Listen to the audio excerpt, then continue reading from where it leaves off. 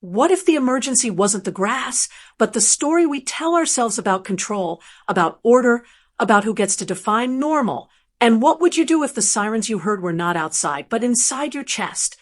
I want you to stand with me on a hot American morning where the sprinklers hiss like mild serpents and the sun makes everything look cleaner than it truly is. I'm outside Karen's window, figuratively watching the ritual of suburbia, edging blades, measured hedges, and the scoreboard of property values hanging invisible in the air.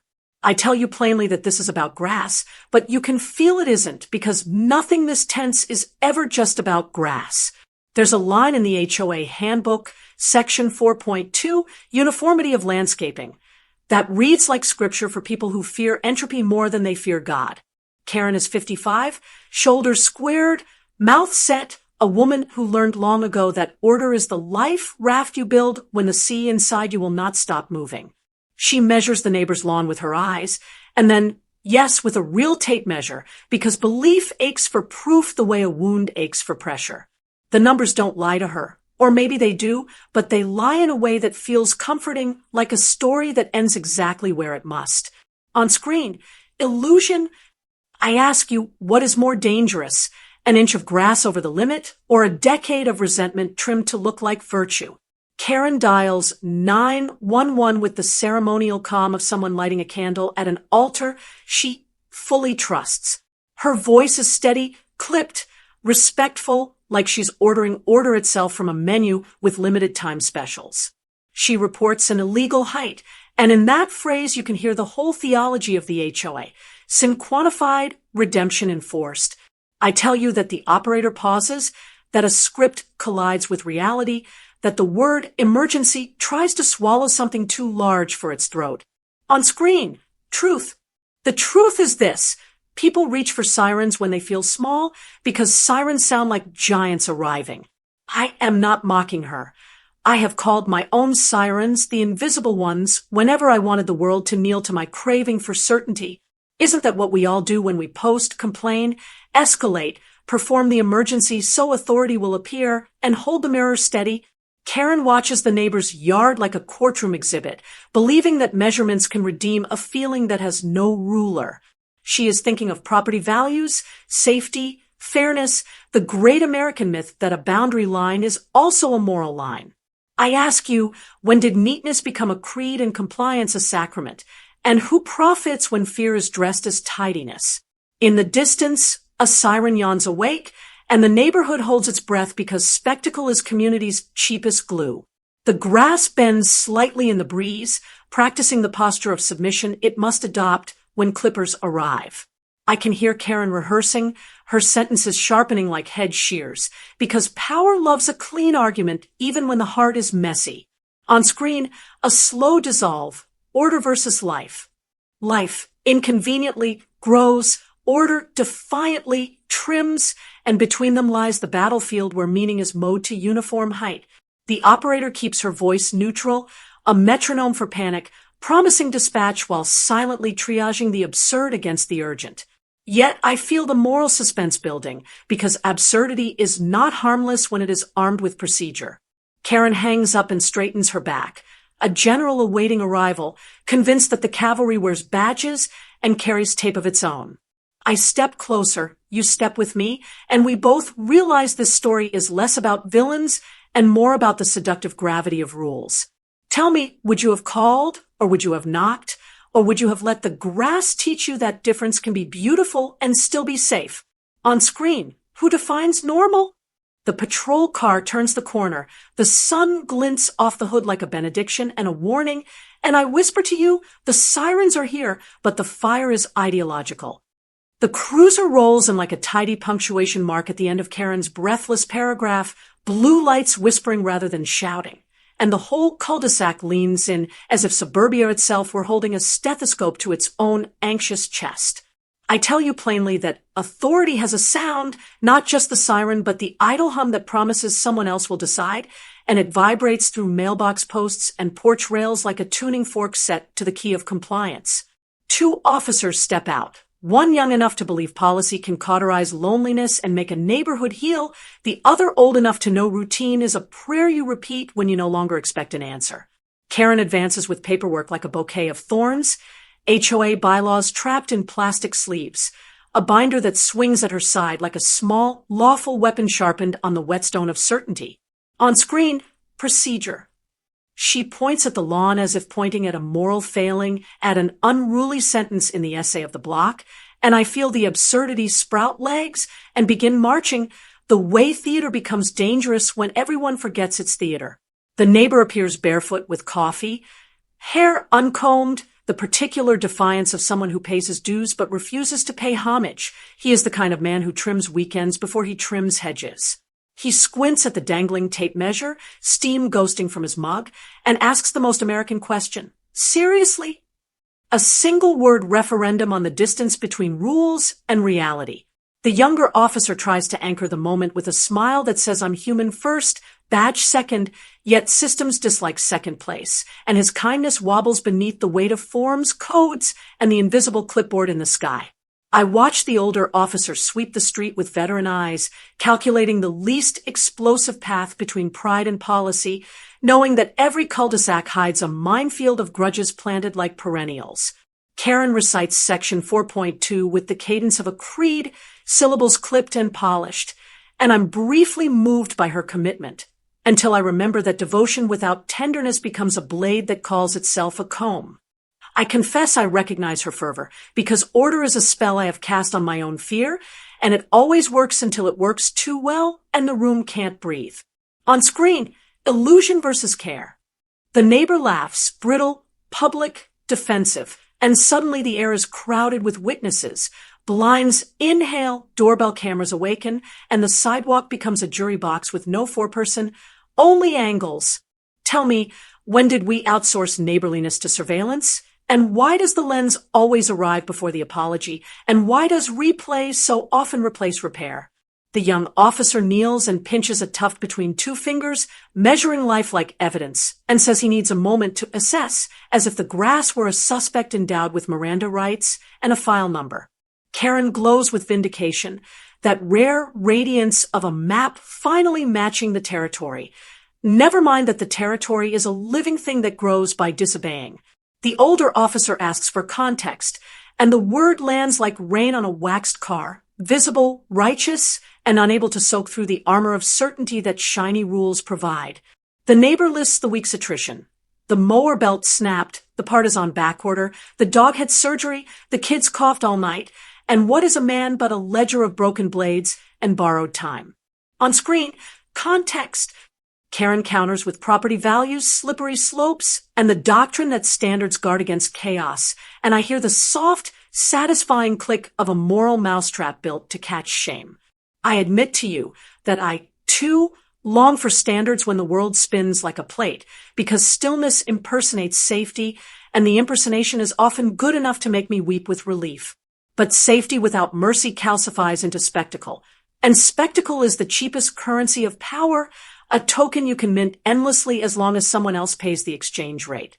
The younger officer stands and announces that grass height is not a criminal matter, and his sentence dangles above us like a teacher's note tacked to the fridge of adulthood, polite, obvious, and insufficient. Karen's face hardens into a mask I recognize, a gambler's expression when the river card ruins the straight, the look of someone who bet dignity on a rule and cannot afford to fold in public. The neighbor swallows an insult he will later feed to a group chat like a small, hot coal, and the older officer writes nothing in his notebook, the day's wisest entry being the mercy of omission. On screen, truth. The truth is a lawn can be both tall and harmless, while a grievance can be perfectly trimmed and still feral. And this is a turf war where victory sends everyone home smaller. The officers suggest mediation. Adult for can you remember your mammals? And the proposal hovers in the heat, a humble bridge built from the soft timber of common sense. The neighbor nods, but Karen's eyes flicker, and I see the storm gather behind her pupils, the tempest that forms when order is asked to coexist with life and fears it will drown. I ask you to feel the quiet after their words, that terrible quiet where pride either bows and learns to breathe underwater or begins to sharpen its teeth for the next siren-shaped prayer. The suggestion of mediation hangs in the humid air like a paper bridge over a canyon, delicate, sensible, and terrifying to anyone who needs stone. Karen inhales as if oxygen were evidence, and I can see the calculation happening behind her eyes, a ledger of violations balanced against a childhood oath that the world must be kept neat or it will disappear. She steps closer to the officers with that tidy fury only rules can grant, the kind that sounds polite enough to be broadcast, but sharp enough to draw blood unseen. On screen, order. She says the word precedent the way some people say family, as if history were a fence you can install to keep tomorrow from wandering. The neighbor, mug cooling in his palm, sighs a tired truth about belts, dogs, kids, and paycheck timing, and the syllables look small next to laminates and bylaws. I tell you I'm rooting for mercy, and I also tell you I'm addicted to tidy explanations, and those two loyalties don't share a kitchen well. The younger cop repeats that this is a civil matter, and the older one adds that civility starts before matters become matters, but aphorisms are weak currency when pride is flush with chips. On screen, illusion. Karen opens her binder like a magician producing doves, except the doves are photocopies of Section 4.2 annotated with fluorescent tabs that glow like little war banners. She names dates, 2 weeks, 3 reminders, 1 ignored notice, and the arithmetic lands like footsteps on a staircase to nowhere that still insists on being climbed. The neighbor repeats, seriously? Except this time the question isn't about grass. It's about how a life can be pressed like a flower between plastic pages until it looks preserved and feels dead. The officers radio out soft procedural thunder, and the cul-de-sac listens the way a congregation listens for absolution in the shuffle of hymnals. On screen, truth. The truth is mediation would require someone to be seen, and being seen is riskier than being right, because rightness wears armor while visibility comes naked. Karen insists the HOA board must be present, as if summoning a council could consecrate the blades and wash the neighborhood clean of the scandal of growth. The neighbor says he'll trim it by sundown if the part arrives, a fragile olive branch carved from shipping estimates, and a promise to borrow a mower if it doesn't. I want to cheer for that branch, but Karen calls it a loophole, and loopholes are the monsters that live under the beds of people who sleep with the light of certainty on. On screen, control. The older officers, I say he has seen wars over fences that were never about fences, and I wonder how many prayers for safety are just strategies to survive loneliness. Karen dials the HOA president on speaker, voice steady, rhetoric crisp, and the neighborhood holds its breath because public calls are a modern drumbeat, and we all love a rhythm that implies verdict. The president's voice arrives thin and tinny, like authority traveling through a straw, promising to be on site in 10, which in HOA time is both immediate and eternal. The neighbor texts his partner a summary whose thorns will outlast the day, because group chats archive pain in searchable folders we later misname memories. On screen, spectacle. Doorbell cameras blink awake, and the algorithm begins to season the moment, arranging thumbnails of outrage like appetizers for a potluck no one wanted but everyone attends. I ask you if you've ever felt the gravitational pull of an audience, that quiet demand to perform the worst version of yourself, because applause loves certainty more than humility. Karen's hand trembles and then stills, and I realize how much stamina it takes to hold a mask, how the muscles cramp when compassion knocks, and you keep the door chained. The officers step back to the curb, creating a small stage where neighbor and neighbor must decide whether adulthood means swallowing or spitting, and neither option tastes kind. On screen, choice. The HOA SUV arrives like a white chess piece sliding across a board, and with it, a man in a polo that believes in logos, carrying a clipboard that believes in columns. He listens, nods, frowns, measures, and pronounces a phrase that sounds holy to the devout and hollow to the hungry. Standards protect everyone. I say softly that standards without stories become cages, and stories without standards become floods, and wisdom is the art of building boats with doors.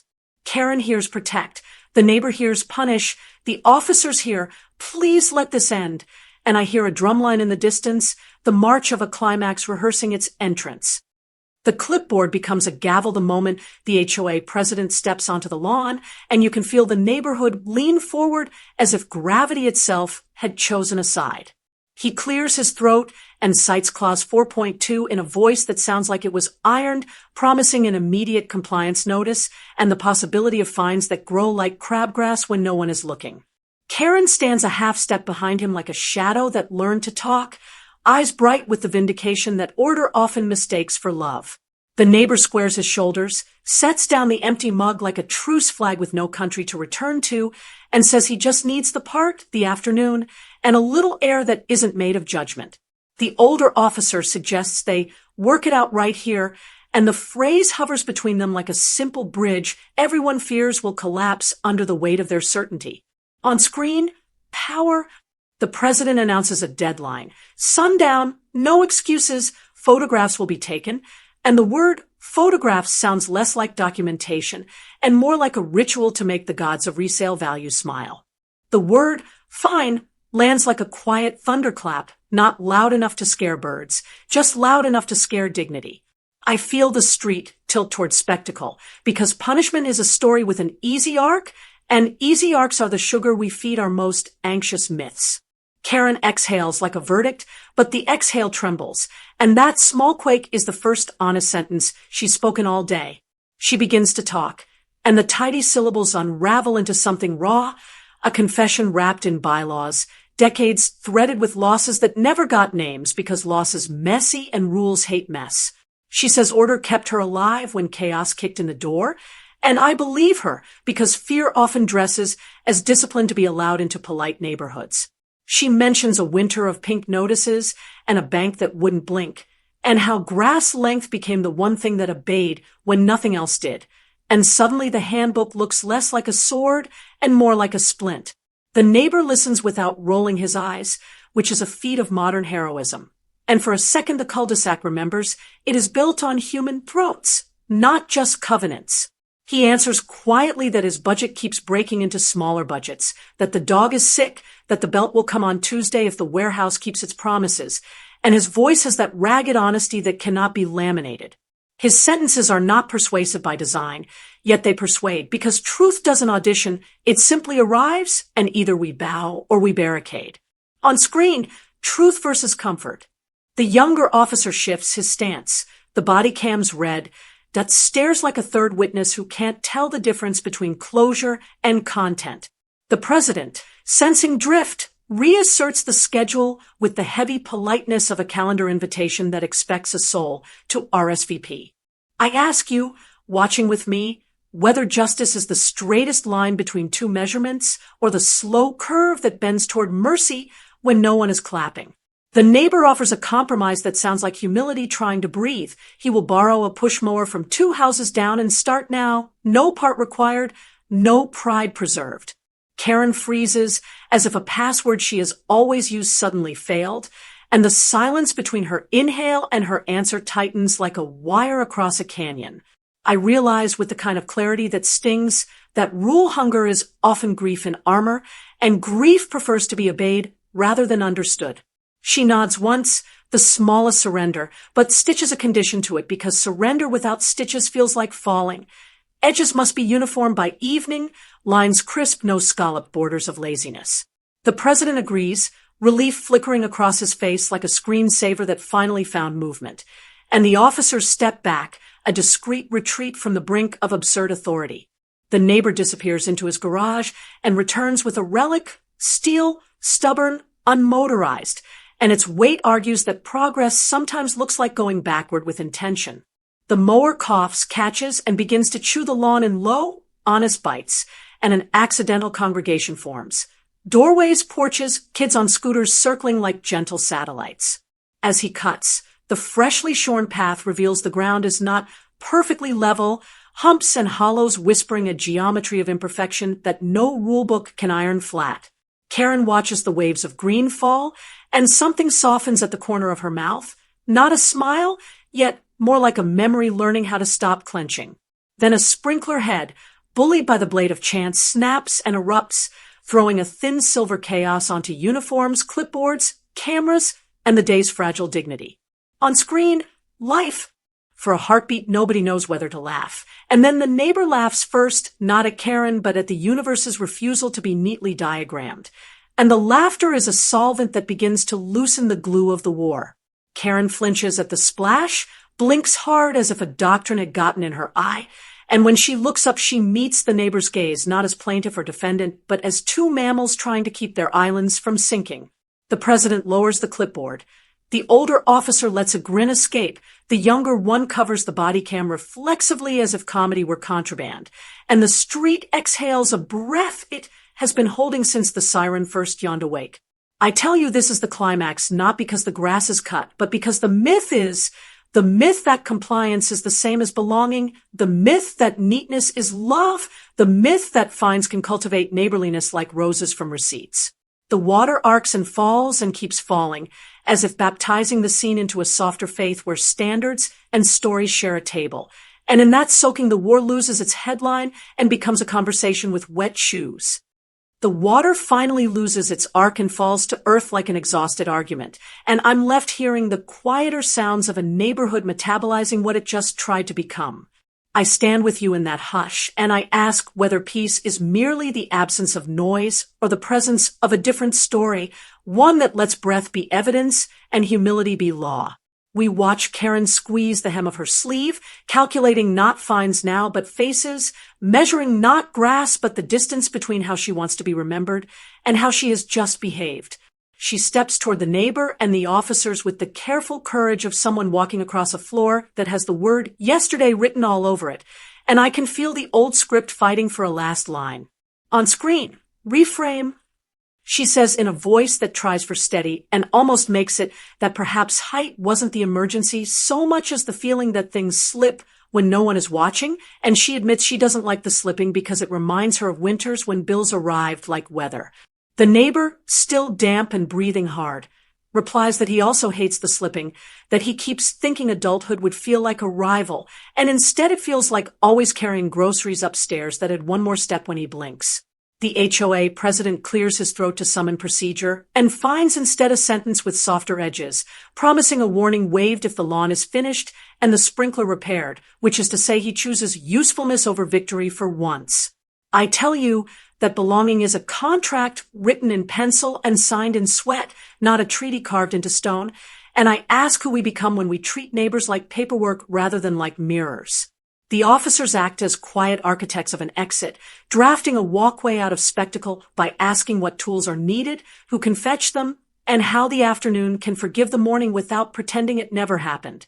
Karen looks at her phone as if it were a small siren and then pockets it, and the gesture is a truce with herself, a decision to stop summoning giants every time the floor shakes. I confess to you that I have called 911 inside my mind more times than I can count, dialing against ambiguity, begging for a badge to arrest the part of life that refuses to stand still, and I wonder who I find by doing that. The neighbor offers to help cap the broken sprinkler after he's done cutting, and the offer lands with the beautiful awkwardness of a hand extended from a ship still turning in a narrow channel. Kids bring 2 towels without being prompted, small diplomats of the ordinary who know that peace usually looks like errands. On screen, repair. The president writes, resolved pending trim on a clipboard that suddenly seems embarrassed to be a weapon, and the older officer cracks a joke gentle enough to evaporate on contact, but strong enough to change the air. I ask you what safety means if it only feels real when someone else is smaller. And I ask whether the straightest edge on a lawn can be a crooked line in a heart that refuses to learn the curve of mercy. Karen glances down at the handbook, and then at the lawn, and then at the handbook again, as if comparing maps of 2 countries that share a border and a history of forgetting it. She says the line along the flower bed is too straight, that nature looks fake when she bullies it, and the sentence surprises even her because it contains the admission that control without care is just disguised fear. She kneels and smooths a scallop into the edge with her palm, a small apostasy against section 4.2, and I swear you can hear the hydrangeas exhale.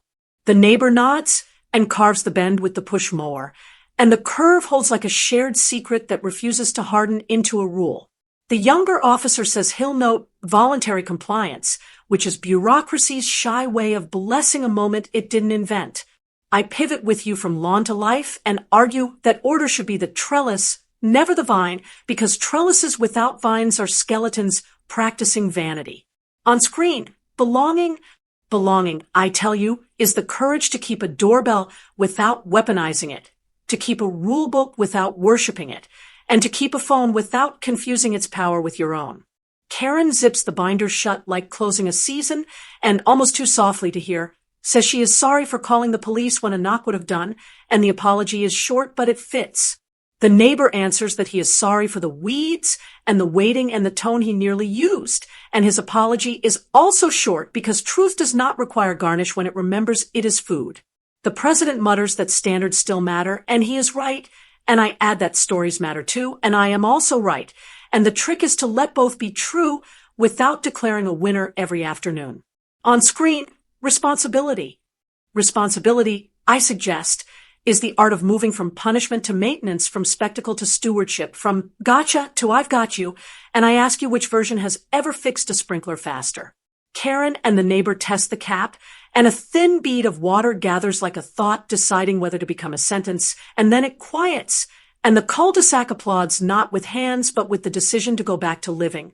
I face you directly and say the harsh truth is this. Many of us are one inconvenience away from calling the cops on our own uncertainty, and if that stings, good, because sting is how a wound confirms it is still alive enough to heal. So here's the call to action. Here is the new choreography for our front yards and our inner rooms. Knock before you dial, listen before you measure, ask before you accuse, and remember that the tallest grass in any neighborhood is the myth that order without compassion is anything but drought. On screen, choose mercy, then mow.